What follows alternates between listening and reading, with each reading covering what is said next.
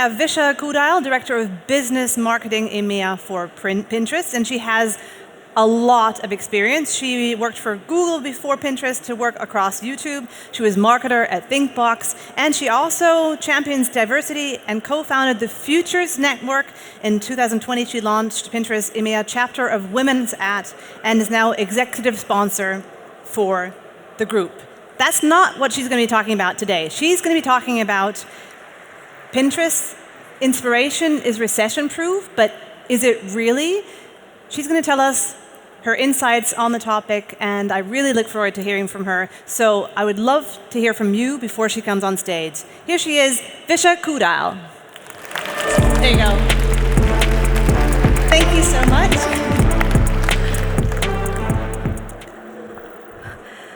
Hello, everyone. Guten Morgen.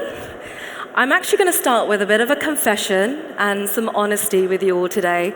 I love the German language, but I can't really understand it.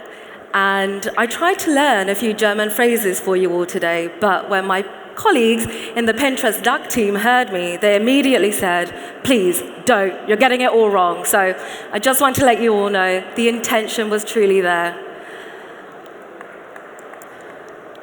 I'm Visha, Director of Business Marketing for Pinterest across the EMEA.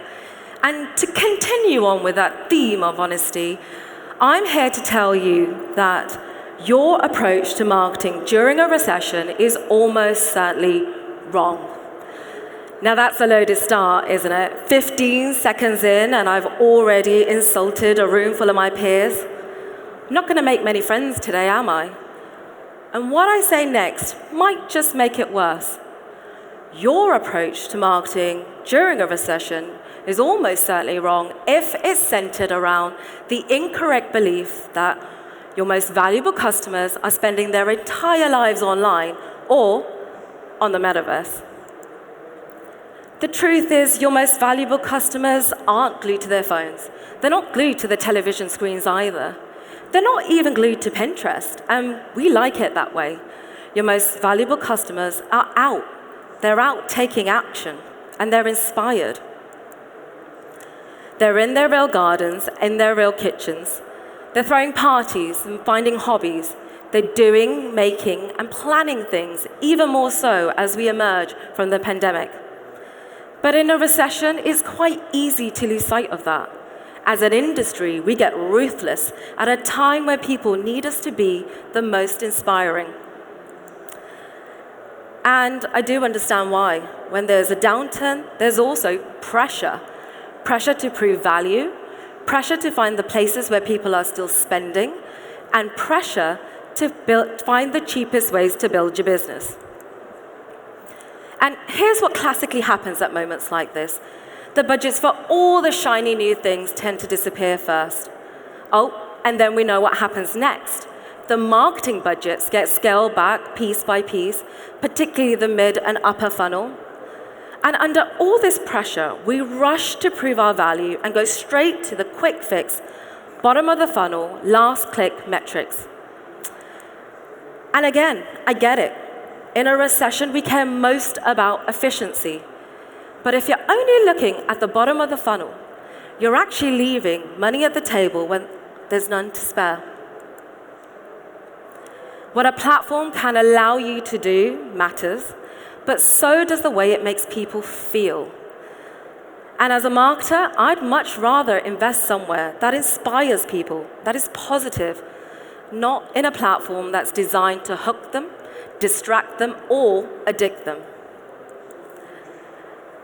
I know we're under pressure right now, but I believe it's possible to build a business even during a downturn. One that's higher in return on ad spend, yes, even during a recession, but one that's better for people, better for your business, and as it happens, better for the internet too. Inspiration is recession-proof, and the answer to a challenging environment is not scaling back or rushing to the false safety of last click. The answer is a clearer focus on inspiring consumers. Now, I worked in the world of that's just the Brit in me. I used to work in the world of TV for 11 years, in the middle of the Great Recession, actually. And there's a lot of fundamentals that TV gets right that digital could embrace. For one, how effective it is at generating demand. Today, we talk a lot about online video and vertical video just as much as TV. But the principles of storytelling remain the same. Don't be boring, understand your customer, be creative, and grab their attention with that big idea. Now, TV can't compete with digital's ability to fulfill all that demand that you created. But we do know they work together in that journey from awareness to conversion. So how is it that an industry designed to persuade people, understand their customers, struggle to persuade the CFO that awareness and conversion work hand in hand? Why do the fundamentals go out the window when the pressure is on? I know it comes down to the hard proof of value and proving it. So let's talk a little bit about how to do that. So it actually starts by rethinking your measurement approach and widening your attribution windows. So if you're relying on some leading tools like Google Analytics and measuring last click only, chances are you're not getting a clear, unbiased picture of your return on ad spend. Now, this is critical as a marketer for me to be thinking about, but I do understand that it does sound as if I'm saying to change your measurement approach so it makes Pinterest look good. But don't just take my word for it. In their latest report, e-commerce firm Fosfor looked across clicks and view-through equally. They found, and this was not a report commissioned by Pinterest, by the way, that challenger brands like Pinterest actually stand out when it comes to return on ad spend. In fact, we ranked higher than other digital media platforms. That's because Fosfor unbiased their measurement. They looked and measured across return on ad spend over longer periods of time than just a couple of days. And when they did, the picture changed dramatically. Market research firm Newstar also reinforces the value of thinking beyond last click. Their 2-year multi-touch attribution study found that when you measure last click only, it paints a very different picture of which channels are your most efficient. And it makes sense. Bottom of the funnel metrics will always win above mid and upper. But it's because you're grading on a curve. To measure true ROI, expand your attribution window and look beyond that opportunity. Because if you're focused on conversion only, you're missing out on that bigger opportunity that lies further up the funnel and missing the bigger spenders. And the magic of moving up the funnel is that open minds can mean open wallets. Now, Pinterest Edge, and the reason why I believe it's so essential right now, is that it offers both the power of direct response and brand building, and it does it without the worst parts of social media. And the true value of all is that people on Pinterest are simply more inspired. Now, maybe that sounds fluffy to you, but inspiration is the factor driving higher returns on Pinterest, and it's recession-proof. More than 80% of people across 7 countries, including Germany, agree that an inspirational mindset or environment makes them more likely to try and buy. As the #1 channel for inspiration above TV, magazines, and other online platforms, according to Nielsen, it makes sense that inspired shoppers spend more. So let's break this down. Here's exactly what sets Pinterest audiences apart. 3 things. Pinterest users come open-minded, they leave decided, and they buy more.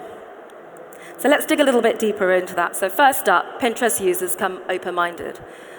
People might not know what they're looking for when they come to Pinterest, but they know it when they see it. People come to plan their holidays or try new hobbies, find new stuff, but they haven't yet made up their mind about what to buy.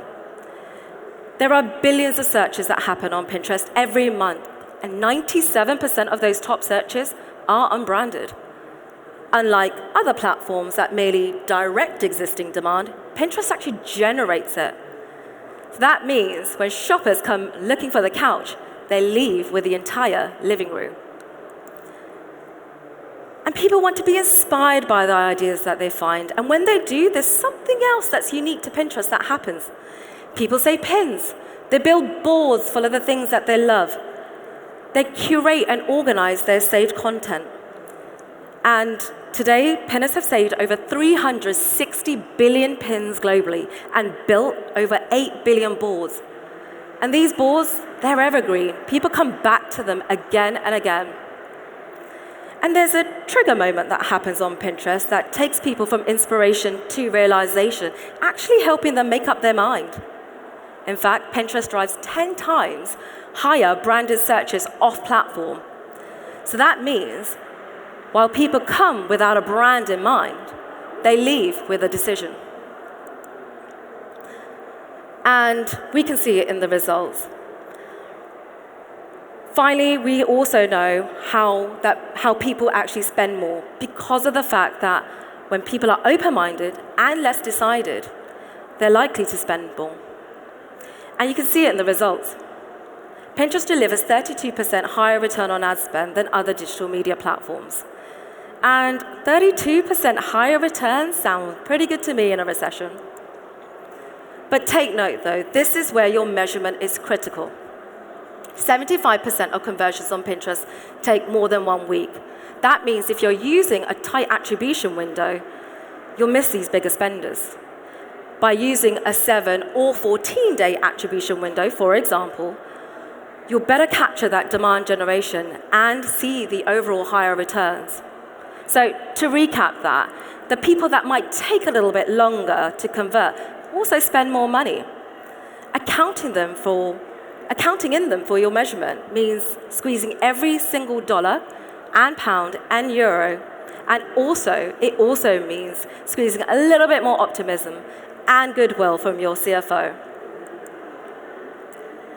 Now, I've told you why you should care about inspired customers for your bottom line and why adjusting your measurement plan will help you see the overall benefits. But there's something else that's bothering me about that ruthless rush towards last click and performance above all. Now, I'm not talking about the fundamentals of our industry anymore. I want to talk about the morality of it. In tech, nearly every company says it's mission-driven. But at some point, we need to reckon with the reality of how those missions have played out. A lot has happened over the last few years, and a lot of it feels quite negative. And when we're online, we can't get away from it. We're actually incentivized to look at it longer, click on it more, and express our outrage. And that's behavior our industry is capitalizing on, whether we like to admit it or not. And it doesn't have to be this way. As an industry, I believe we can prioritize what inspires people, not what hooks them, addicts them, or distracts them. Now, I believe it's possible because it's already happening here on Pinterest. 9 out of 10 people that use it call it an online oasis. Only 3 in 10 can say that about other digital media platforms. And that didn't happen by accident. We had to deliberately design positivity and inspiration into our corner of the internet through proactive, industry-first policies and product decisions that put pinners first. This is all to build a place that builds you up instead of tearing you down. Something I believe people are really craving more than ever. Our industry also talks quite a lot about consumer-first mindset. Start with consumer behavior. Meet your customer where they are. So where exactly are they right now? Yes, household budgets are tighter, but there's something else that's happening too. This is a moment where people have really clarified what matters most to them. They're savoring celebrations. They're finding love. They're moving to places they've always wanted to live. They're leaning in to be closer to their families. At Pinterest, we're here for them during these everyday milestones. And as a brand, I'd much rather be associated with these milestone moments than the ones where someone's passively scrolling in bed at 2 a.m. Our industry is certainly designed to make money and sell products, but I like to believe that our most fundamental goal is simply to make people's lives better, more easier, more fulfilling, more fun, more inspiring. And I think a lot of people here will say that about their own brands and the work that they're doing. So look, I know we're under pressure right now, but I do believe it's possible to build your business and build a better internet together, even during a downturn. I also believe it's possible to build a business and make people happy. A better internet enriches people instead of exhausting them.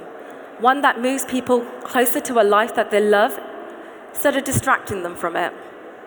Your most valuable, most inspired customers are already out there in their real gardens and in their real kitchens. They're throwing parties and finding hobbies, doing new stuff. Your most inspired customers are on Pinterest, doing, making, and planning things to do in real life. The question is, will your brand join them? Now, if you'd like to learn more, I promise you I won't speak to you in German, but please come and see us at the Pinterest booth. We're only in Hall 7. We'd love to work with you and build a better internet together. Thank you very much. Danke. Fisher, thank you very, very much. Why don't you stay with me for just a second, because first of all, thank you for the wonderful presentation. And when I introduced you, I said you stand for diversity as well. Yeah. Talking about the times we're in right now, do you think it's driving it in the right direction to be more diverse in companies and stuff? And how do you see it in Pinterest's view? Oh, God, I think that's such a good and really, really important question.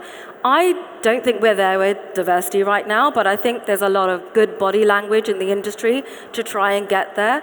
So I think we need to spend more time leaning in, leaders, people here as well, in terms of building diversity and inclusion into the way you advertise, into how you develop talent, how you bring talent in, how you go outside of tech and advertising to bring in smart, talented people to help make us more relevant, because we're talking to people outside of tech and advertising all the time, and building in that body of brilliant people, talented people, I think we'll get there a bit better, but it takes a little bit of work, and I'm really confident we're going to get there.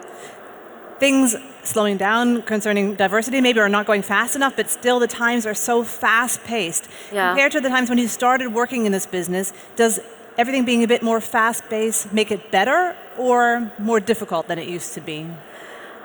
I think we need to slow down and focus on what really matters. And I think I called that out earlier on in terms of missions of every companies that we have. So if we are growing fast, what is the root of what you're trying to do? And like for us at Pinterest, it's, we're a mission-driven company, all about creating the life that you love. It's all about the audience. So I think if you're focused on that goal, you will always win. Unfortunately, sometimes you lose sight of that, especially during a recession when people are thinking last click, conversion only. Storytelling is the way we're going to get there, I think. And again, to your point about diversity and inclusion, but putting people at the heart of your business is essential more than ever. People need to be inspired at this point. And you are definitely inspiring. Thank you so much for being here. Thank you for having me. Thank you.